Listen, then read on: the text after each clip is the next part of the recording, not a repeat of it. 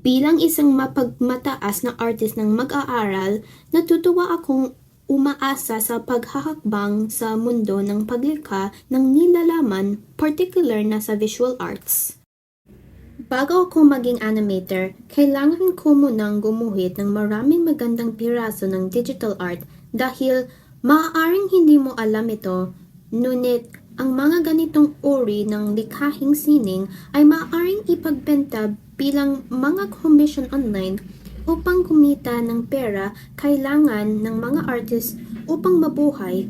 Ngunit ang maganda ito ay silang maaaring magkaroon ng parehong tubo at magkaroon ng libangan na gusto nila bilang kanilang trabaho sa buong buhay.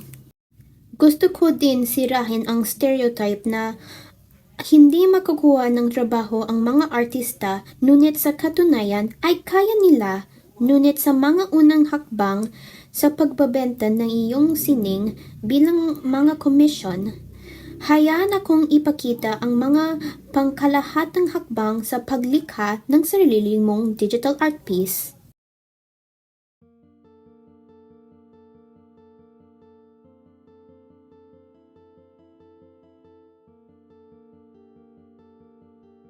Gayunpaman, gagagamit ko ang Medibang dahil ito ang pinakamadalas kong ginagamit at may tuturo ko sa iyo ang lahat ng basics habang ginagawa ang tutorial.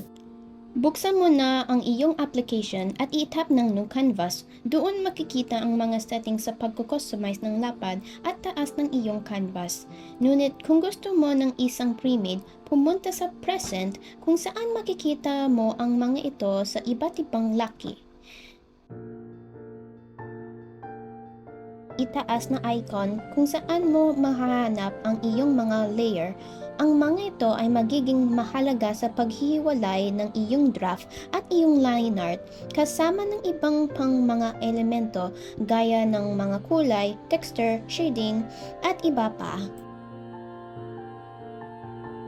Gamitin ang tool ng lapis sa pamamagitan ng icon ng paintbrush. Pumunta sa settings ng brush nito upang ayusin ang lapad at magpagtuloy sa iyong draft.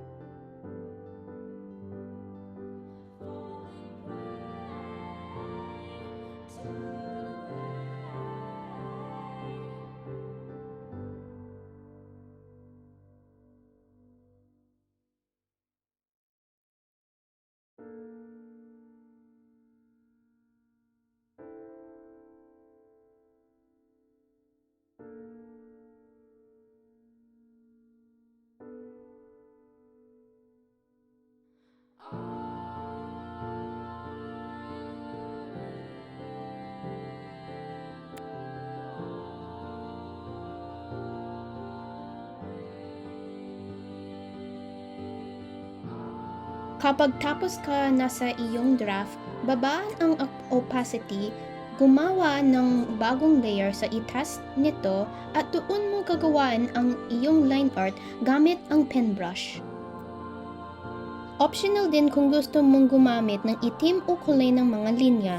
Kung nakamali ka sa paggagawa ng may kulay na line art, piliin ang protektahan ang alpha na button kung saan ito ay nagbibigay daan sa iyo upang kulayan lamang kung ano ang nasa iyong kasalukuyang layer nang hindi nasisira ang mga stroke sa labas.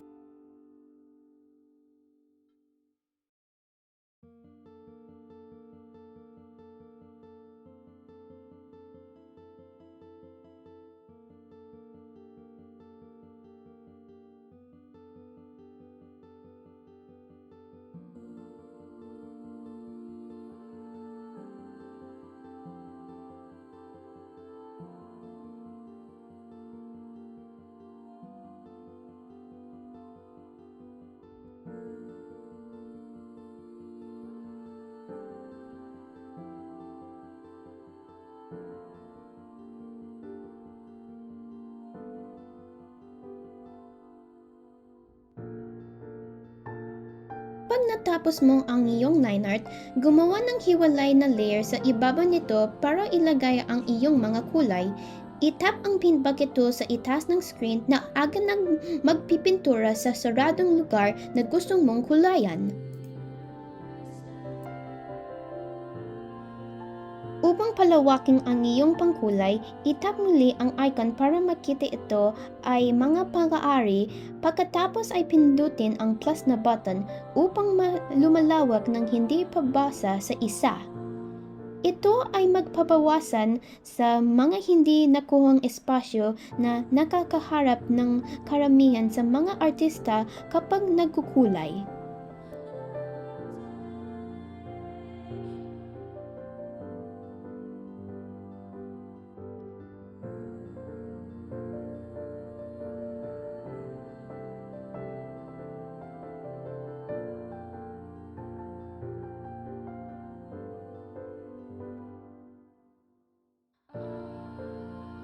Kung gusto mong i-export ang iyong drawing, pumunta ka sa kaliwang sulok sa itaas ng iyong screen at itap mo na ang e-save.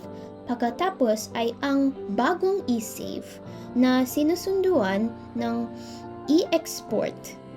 Depende ang iyong pagguguhit, maaaring gusto mong mag-export ng isang regular na PNG file o isang PNG transparent na file.